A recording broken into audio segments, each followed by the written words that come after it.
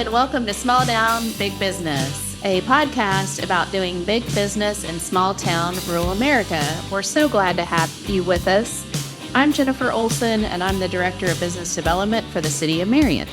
And I'm Russell Williams. I'm your co-host. I am Director of Ethos.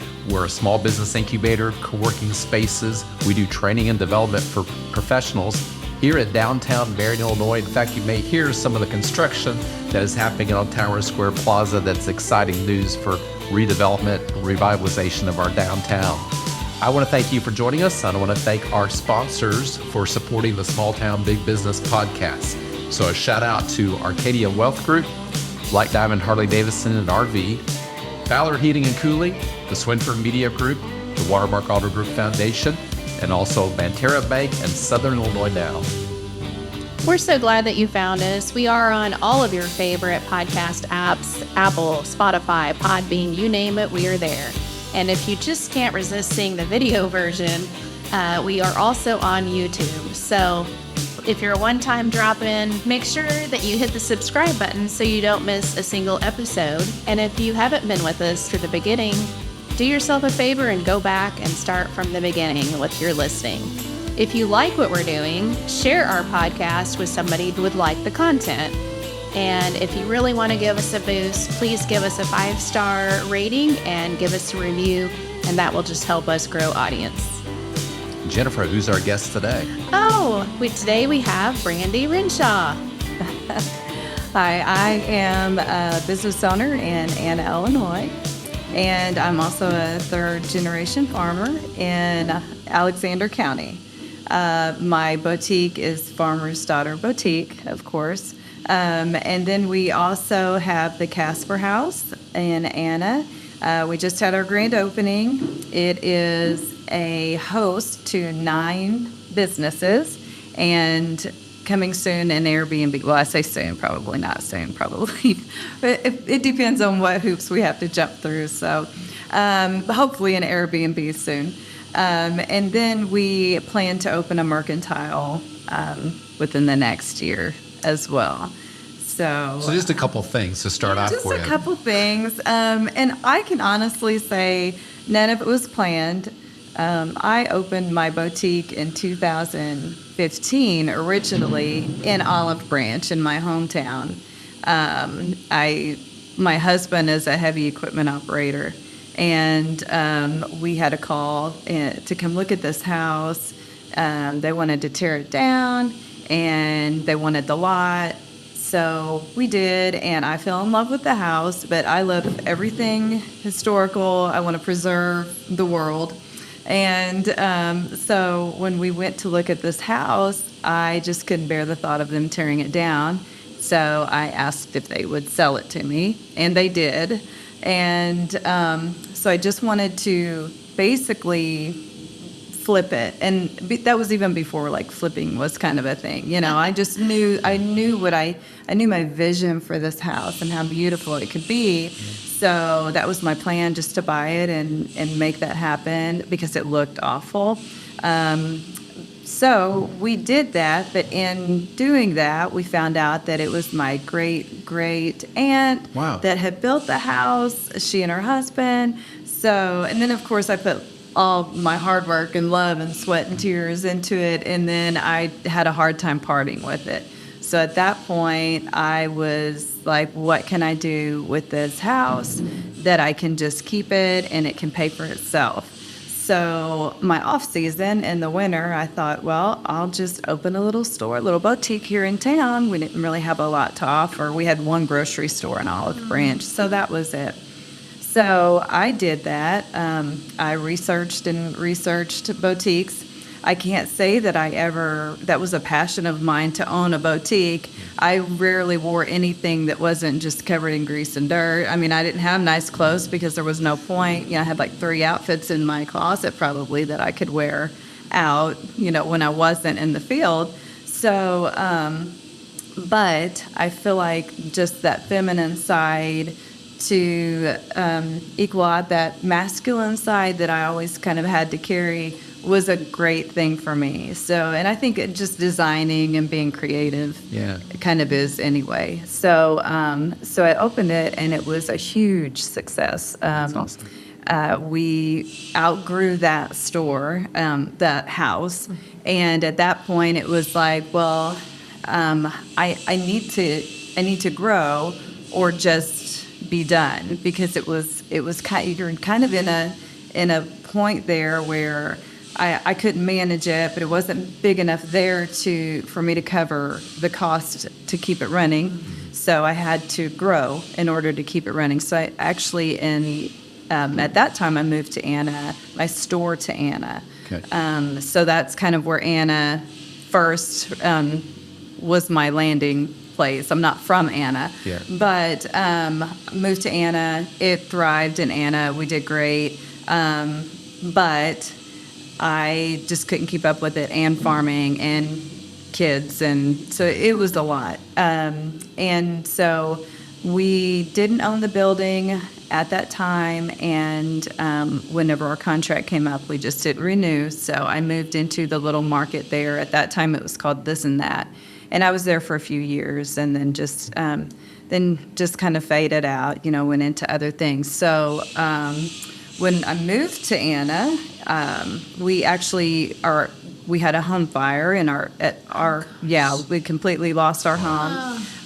My daughter had actually been diagnosed in July she's a type 1 diabetic, so that was life-changing, devastating, and then 6 months later we lost our home. So I was not okay for a long time. And so when we lost our home, we moved to Missouri. It was just kind of something that we found that was move-in ready. I mean, we were homeless, and then that was right in the middle of COVID. So it was awful, and it was a hard time.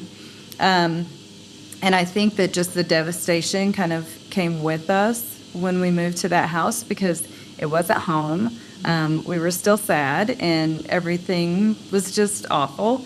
So when my daughter went into high school, we were ready to move back home. We missed family, but for us to move back home, for her to go into the public school that we were from just wasn't a good plan. It wasn't a good option. It wasn't a good school. So we looked into Anna. Well, we knew people in Anna. I had friends in Anna.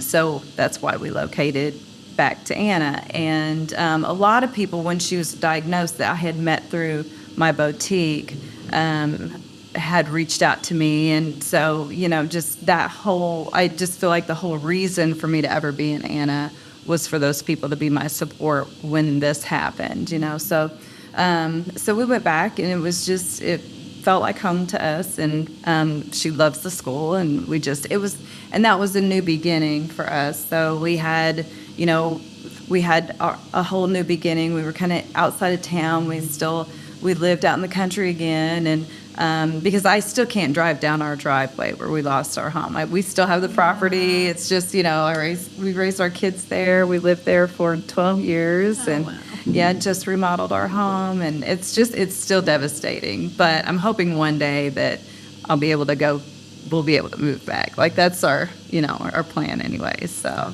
but yeah, that's how we ended up back in Anna. And I didn't have plans to open a boutique, but we just came across this little place, and it was for sale, and it was cheap, and it was neat. And I just thought, well, why not? And prayed about it, and it just laid out in my lap. And that's just, from that point on, it's just been huge. Awesome. So, yeah. So, I love the idea of the Casper House, because obviously here in our building at Ethos, you see we're an incubator. I feel like you're an incubator. Right, exactly. And, some of your folks might grow big enough to graduate out and need a freestanding building.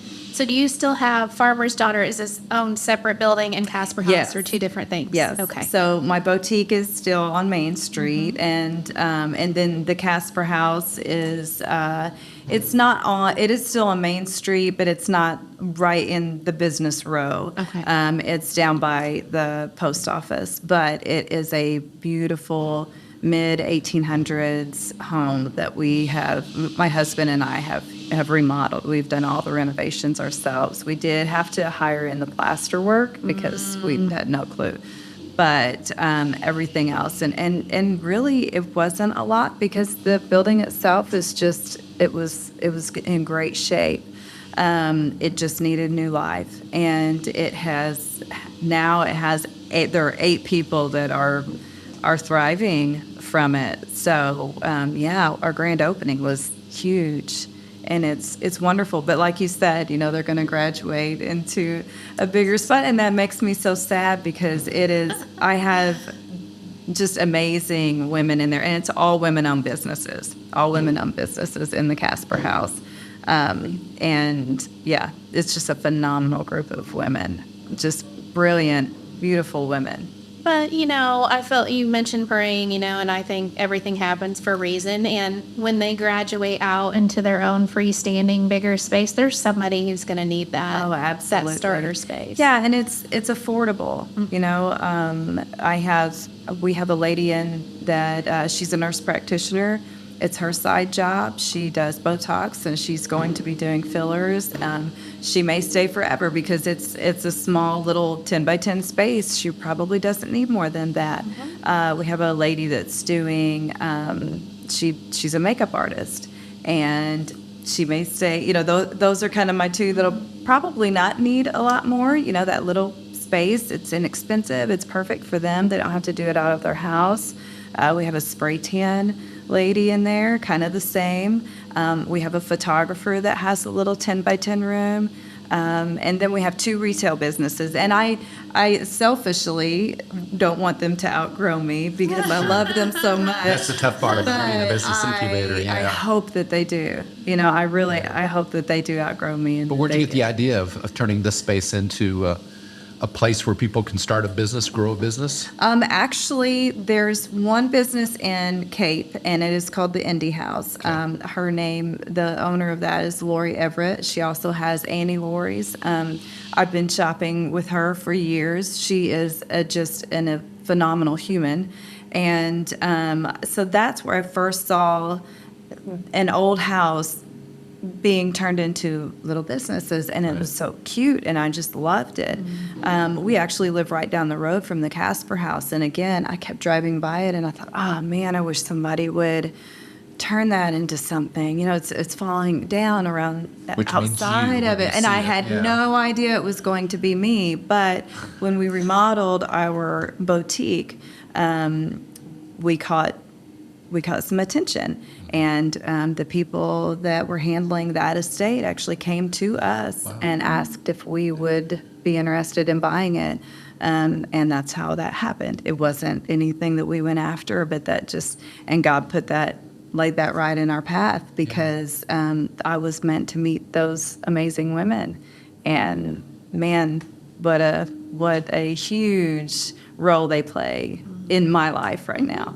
So, it was all meant to be. And we actually, the people that showed us that building introduced us to the church that we're in now. And so now we have our next building, which I just know that it just holds something new for us and other people. It is. That's awesome for your community. It is. And the community is so happy because they felt the same as I did. They were driving by this beautiful old home, and it was just going to fall apart, and they're so happy. I mean, we have so many people saying thank you, and I can't, that is so humbling, they're saying thank you for doing this, and that's invaluable to me.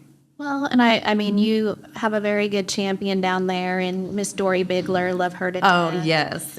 But I feel like the investments that have happened from small business, restaurants, the people who have kind of spun out of Annabelle Market and others to me, like, it's elevated that Annam area from just, oh, it's great that locals have a place to shop, to it's a destination. It's a destination. And you don't have a destination without more. Right. Yeah. No one's going to travel for just one place. You need a destination. But I agree. We're definitely a destination for Marion. We have a lot of people coming from Marion. And I think it's the nostalgia of that downtown. You park and you walk and you shop and you stop and you shop, and then we have great places to eat. We're kind of a hidden gem, and I agree with you. Dory has made a huge improvements, and she goes above and beyond. Yeah. She works for the city in economic and business development. Yeah, she's wonderful. Has done some very innovative, working on an awning program. And some other things that are going to be big impact. So they've started on downtown. that. Yeah. We have some awnings up, and then they have the Davie Street project, which is 2 doors down from what we will have as a mercantile. So we're excited about that. And they just started showing it on Facebook, the layout of it. So how do people find you? What's your marketing like? So my mark is social media. Social media is everything. We do everything on social media. We have Facebook. We have Instagram. And I do not have my boutique or anything on TikTok. I personally am on TikTok, but that's the farming side, and Instagram. But and then the Casper House is only on Facebook. I do all of it myself, and it's just a lot. The social media, all of the marketing is a full-time job in itself. I probably spend at least a few hours a day just lining all of that out. So it's a lot. We do. So are you an influencer for your own business? Do you feel like that's a role? I am an influencer, and I can honestly say I very little kind of throw my own business out there. It's kind of hard to say. So that's kind of on the farming side, which my boutique goes along with too. So I just kind of throw it in there, but I don't want to feel like I'm pushing or that I'm just selling all of that.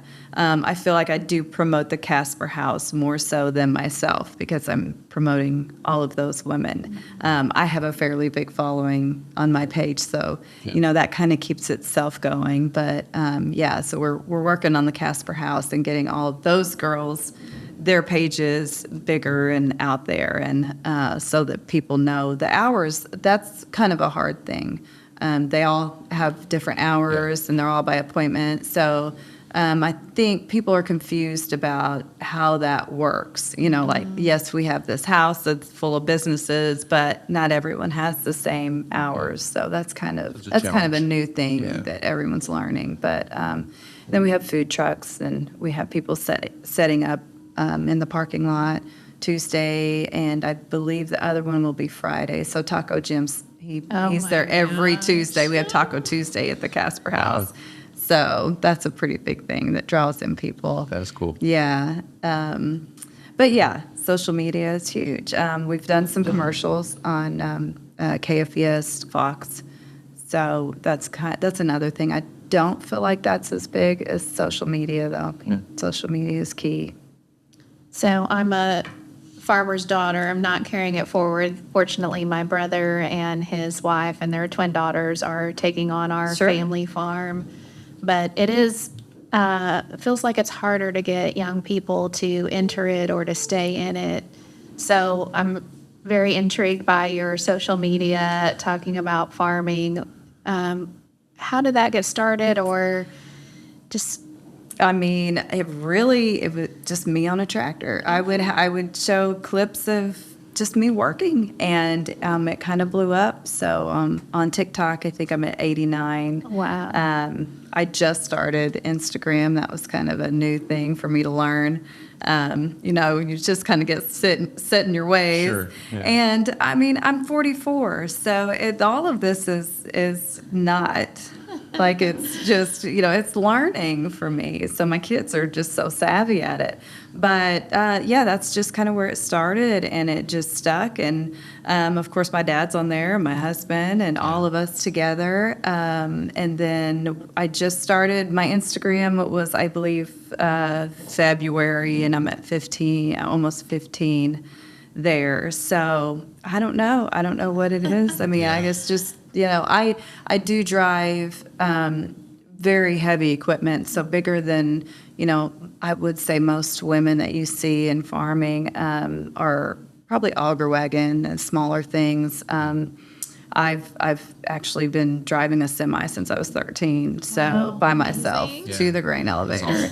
My dad bought me a Peterbilt when I was 17, and I had my 18th birthday over at the grain elevator, and I mean, just so much illegal driving. That's part of farm life. That's being a farmer. But no, it's just my dad didn't have boys, and I was the baby, and my mother she suffered with mental illness, very severe mental illness. She was a paranoid schizophrenic, so my mother spent most of my life in and out of mental facilities. So my dad was our rock, and that was just my safety, and that's who I needed to be with. And I'd come home from school, and I'd get on my four-wheeler, and wherever he was, that's where I'd be, and I'd make it there. And so it was just all natural to me. That was where he was. That was where my parent was. So.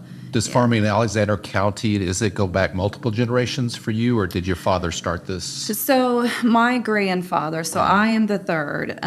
My grandfather did start it, but he was actually I'm a lot like him. He had he loved farming, but he loved the business side too. So he had the Carroll truck stop.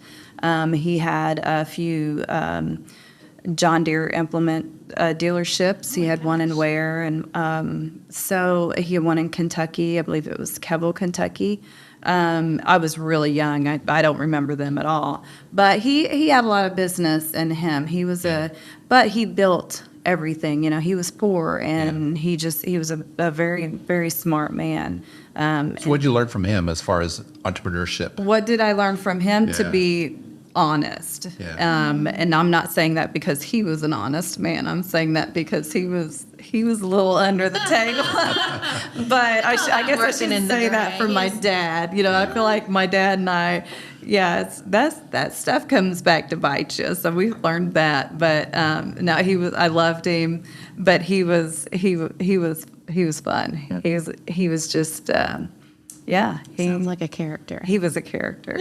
He was. He wanted to make it rich, just by whatever. Sure. But he put himself out there. He was a risk taker. So I admired that about him. Farming is true entrepreneurship. Yes. And risk taking. Very much so. So did you learn some basic business principles there first? Like what? Well, I mean, it's polar opposite, but it really isn't. You have to manage everything so well, and just because it worked this year doesn't mean that it'll work next year. That's the same thing in fashion. That's the same thing, with design, with everything. Just because it's lucrative this year doesn't mean it will be next year. And then you have to plan for your seasons. You have to plan ahead. You have to place your orders. You have to get everything in. It really is a lot the same.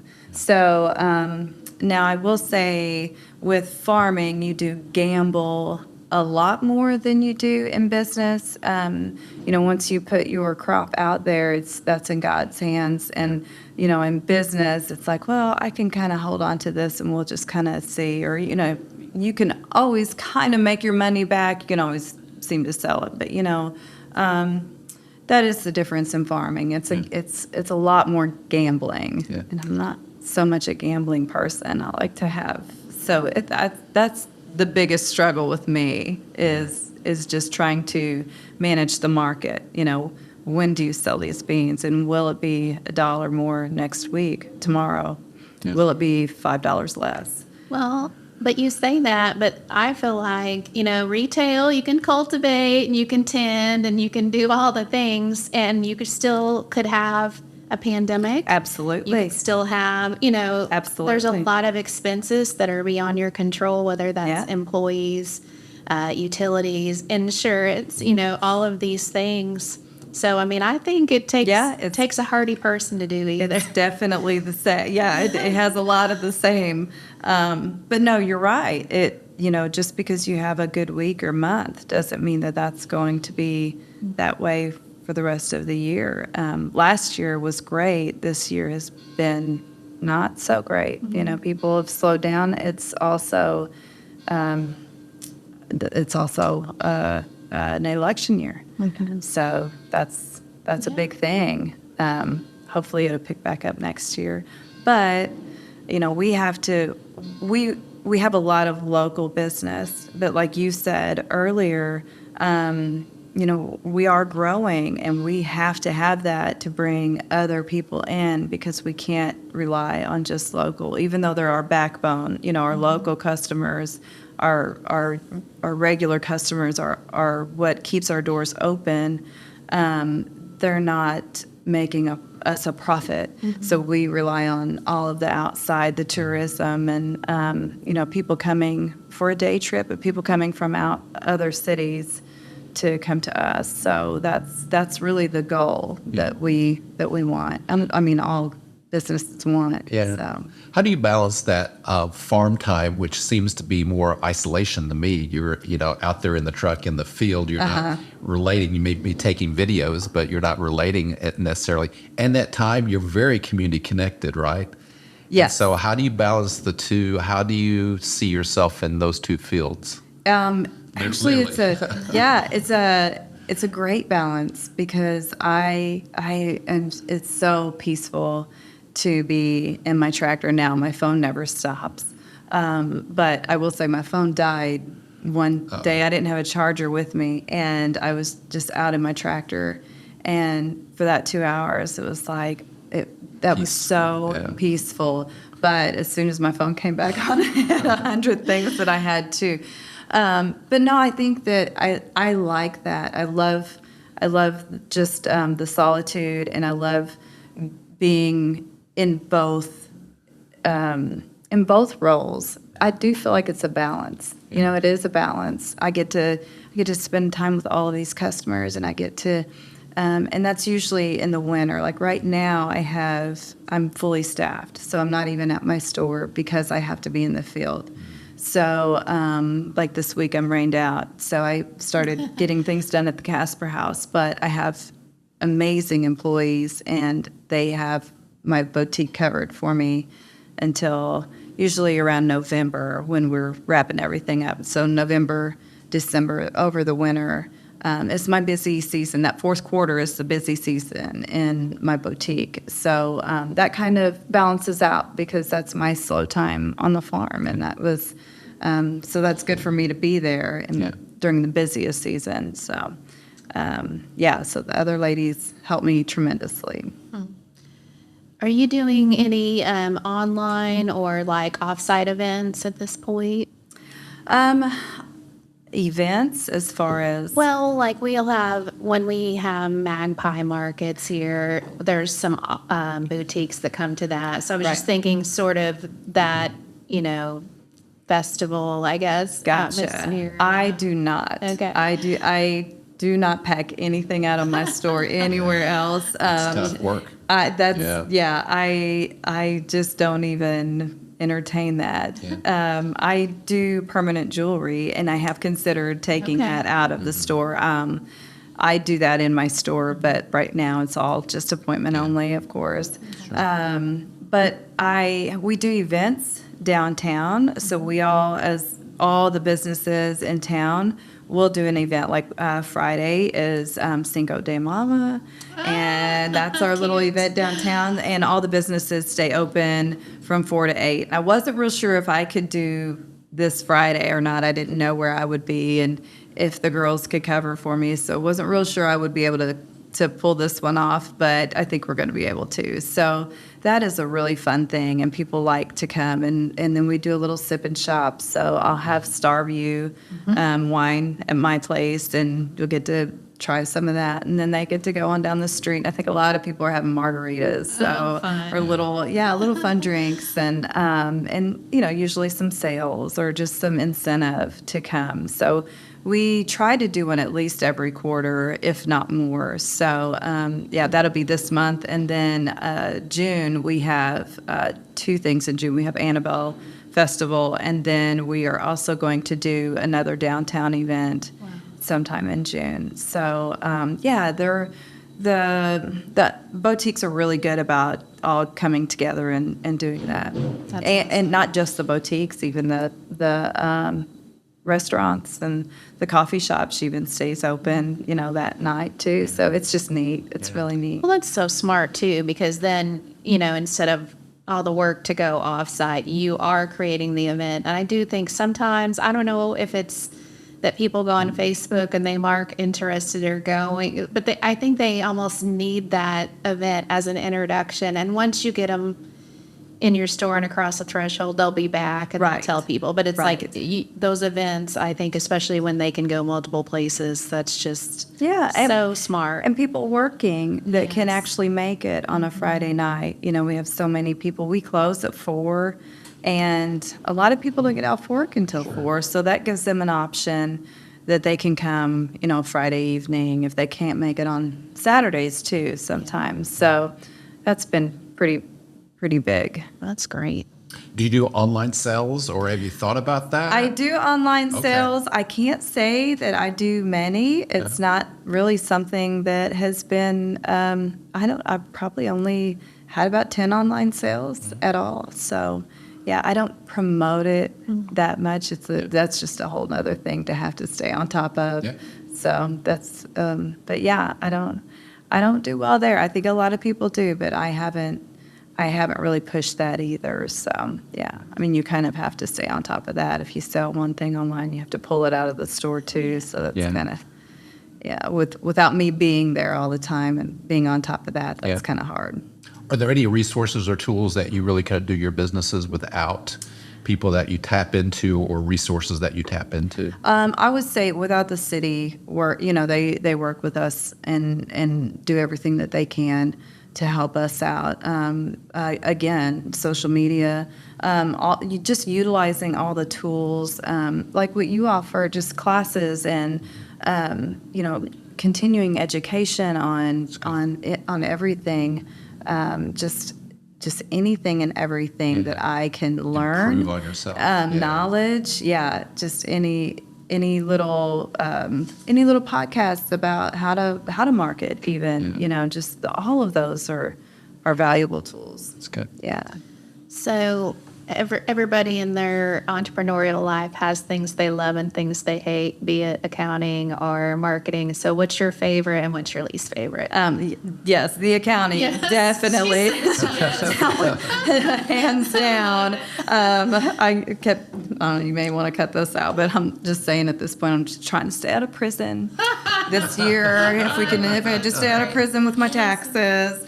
But no, that's, accounting is definitely trying to keep everything together. And then farm is so different than my business. And then I have my LLCs. So we have the LLC, which is the Casper House is in, and that has to be so clean and everything has to be accounted for. And it's a lot. It's a lot. So we struggle with that part for sure. And then other than that, I think employees have been really hard trying to find employees. High school kids are so eager, and I could stock my store with them, but they can only work, after school or on Saturdays. But trying to find daytime help, people that don't already have a job, obviously. So, that's a struggle. That's a struggle, and just learning all of the new systems, and trying to upgrade and trying to stay up with everything. Yeah. So, And the more employees, the more accounting. The more accounting, exactly. And Square, we use Square, so they know everything you're doing. Yeah. You're not going to get by without being precise on everything. So, but no, I have some wonderful people that I work with there. So they help me out a lot. I couldn't do it without them. That's awesome. Yeah. Before you started these enterprises, were there things that you just wish you knew before you started this? What would you go back and? Oh gosh, I would have definitely had more business in college, and really, I wish I knew my own strengths at a younger age. Yeah. Instead of feeling like they were. I can't say I was ever book smart. I was always creative, but I wish I didn't take that as a criticism. I just wish that I had embraced that earlier and knew my own capabilities and as a strength instead of a weakness, But I don't know. I feel like I had a pretty good path. I feel like just farming and being a woman in ag and going toe to toe and standing firm in my beliefs have always been that way. So I feel like that's carried me to where I am. I'm just, that's what I decided to do. I just did it, and I'm hands-on. So that's really big. It saved us a lot of money. My husband and I are very hands-on, and it has definitely saved us a lot of money, especially now. What does he do? Does he work on the farm? Yes, he does part-time. Okay. He is a heavy equipment operator, so he works out of 318. Yeah. You can say his name. Maybe he'll appreciate that. Yeah, David Renshaw is my husband. Yeah. So he's done some work up here. He's all over the place. Okay. He does both though. He's 318, and then he's also I believe it's oh gosh, he'd kill me if I didn't know this for sure. 513 in Missouri. So they switch over. Okay. So he's in Charleston right now working on a bridge. He actually tore down the two bridges on. Here on 57. Here on 57. That's Yeah. awesome. Yeah. He was the one that stayed overnight and worked all night long on the bridge. Yeah. So he's pretty awesome too. That. Yeah. So there's nothing that's he is just a huge asset. I couldn't do it without him. I mean he's my foundation. If he ever said no, I don't think we could do this, then we couldn't, because he has to be on board too. Because I mean, he is our maintenance man. He is, he's the one there that has. He's my helper. He's my right arm. So yeah, he's a huge part of this without being, That's great. in the spotlight. Yeah. Shout out to David. Shout out to David for sure. So do you sleep? That's my next question. No. I feel like you have more hours in Can you the start day. the tractor and not off? Right, exactly. I didn't sleep well. I'm actually medicated to sleep well now. So shout out to my nurse practitioner that helped me with that. But no, yeah, I do have a hard time shutting my brain down. Yeah, I really can do. imagine. I do. And then if I wake up, it's hard to shut it down again. So Yeah. So then why do you do what you do? It's really, I just hope to build something for my children. My son is 21. He also is a heavy equipment operator and a farmer. So, and then my daughter, of course, she's a type 1 diabetic. Life for her is different. And I'm just hoping to build something that they can carry on. If she wants to take over the boutique, if she wants to take over these other businesses, or if anything, I have investments that I can always fall back on. Having her taken care of for the rest of her life is a huge thing for me. And then just, leaving a legacy for them. And that really is my main goal. That's awesome. So with so many things going on, are there certain resources, apps, calendars, things that kind of help you keep your day together? Yeah, Google Calendar is. Yeah. I use Google Calendar a lot. Apps on everything. Okay. Yeah, I have my phone is just full of apps. I have QuickBooks is great. Mm-hmm. I off the top of my head, I can't necessarily think of any one thing that I use more than the other than my calendar. That's huge because it reminds me. And I have so many different things, going on during the day. Like I leave here and I have meetings this afternoon. I have a Zoom call. Yeah. And we're also doing we did a pilot with the Pinkstons here that do Food is Love. Awesome. So we have that going on. Good. Awesome. Yeah, so we have that maybe kind of in the works with some networks. So that's kind of another thing that's been going on. So if all of this pans out, maybe that'll bring some tourism. Oh, yeah. Yeah. That's awesome. Yeah. Good tip. Well, you already mentioned some future projects, but do you have a timeline for what you're going to do next? So once we get finished planting beans, and then next I'll be harvesting wheat, and then I'll be planting beans again. So that'll be all in June. Hopefully July, we'll have the Casper House completely finished.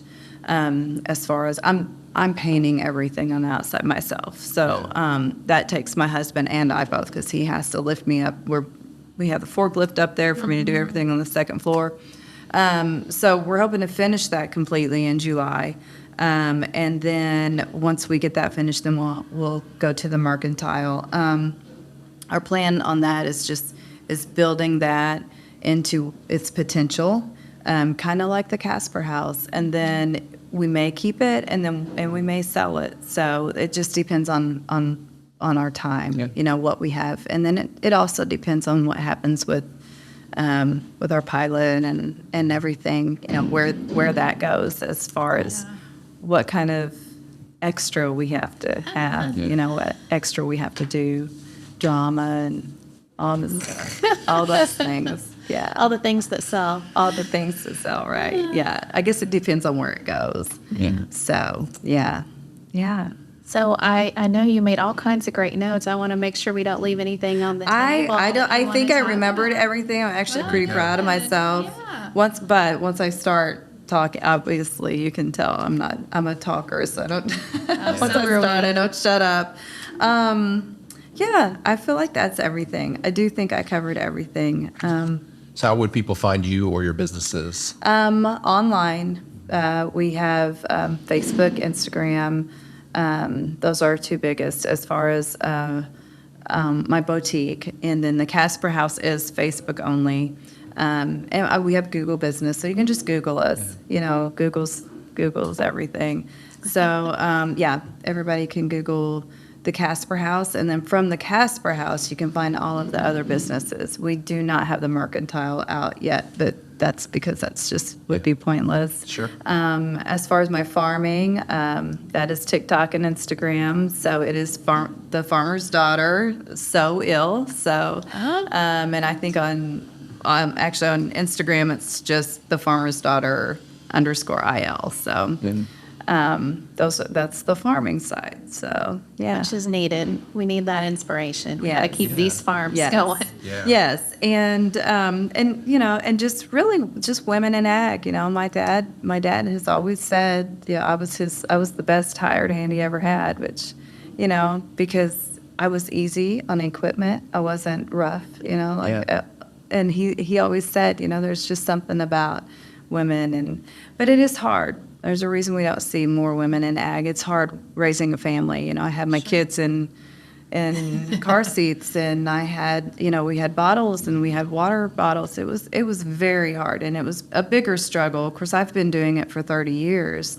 It's a bigger struggle 30 years ago. We didn't have auto steer, and we didn't have all of that technology that we have now. And, my kids were just stuck in a tractor most of their lives. So that was hard. Well, But it probably made them resilient like you. I mean, I think about the things that you just said in this interview that you've been through, and you certainly have shown resilience over and over. And I think, some of those things make better kids. I agree. Which make better That's good. adults. Yeah, I agree. Yeah. Well, we have appreciation for farmers, but we do love people that look at older buildings in these small rural towns Right. and have like a vision. Save it. Yeah. Save Yeah. it. Just a passion. I do. And one thing I did leave out. The chandeliers, I have these beautiful chandeliers in my boutique. One of them, it came out of the Waldorf in New York City. So we just have a really neat feel. I just wanted to take that whole building back to its original, which I did with the Casper House too, and which we're doing with the bank. We just want everything to see the original beauty, because it was an office building, so it was just nothing but sheetrock and little office spaces. So we just completely gutted it and took it back to, it has the original ceiling in it, and we actually got 4 of the chandeliers out of Cairo, Illinois. The three of them were in the Gym Theater in Cairo, and one of them was in a mansion. And then we have the chandelier from the Waldorf, which took us 2 days to put together and hang. It's massive. It's something to just come see in itself. That's great. Yeah. Well, Brandy, thanks for coming to Marion, Illinois and joining us today. Thank you. It's been great. Enjoyed it very much. Definitely. Yep. And now, hopefully we've inspired some people to head to Anna from wherever they're listening. Absolutely. Yeah. I hope so, yeah. It's great. Right? Our guest today has been Brandy Renshaw. We thank her for joining us. We also thank you for listening and watching the Small Town Big Business podcast. And thank you to our sponsors, Arcadia Wealth Group, Black Diamond Harley Davidson and RV, Fowler Heating and Cooling, the Swinford Media Group, Watermark Auto Group Foundation, Banterra Bank, and Southern Illinois Now. And of course, our producer, Luke O'Neill at Union Street Arts. If you have any recording needs, reach out to a very professional business, Union Street Arts at Luke O'Neill. And thank you. I'm Russell Williams, and I direct Ethos. And if you have needs for training and development in your small business, reach out to us. You can go to ethosmarion.org. You can also find our podcast on that website, too. And if you like what you heard today, please share it with a friend. I feel like there's so many people sitting on the sideline when they have that entrepreneurial bug, and hopefully this will push them off the mark and get them started. So please share. Please subscribe, rate, and review. And we just appreciate you spending some time with us today. I'm Jennifer Olson. I'm the Director of Business Development here at the City of Marion. I am located in City Hall. You're welcome to drop in there, or you can get my contact information off LinkedIn. Thanks so much. Yeah, Russell Williams, Ethos at Citadel. We'll see you next time. See ya.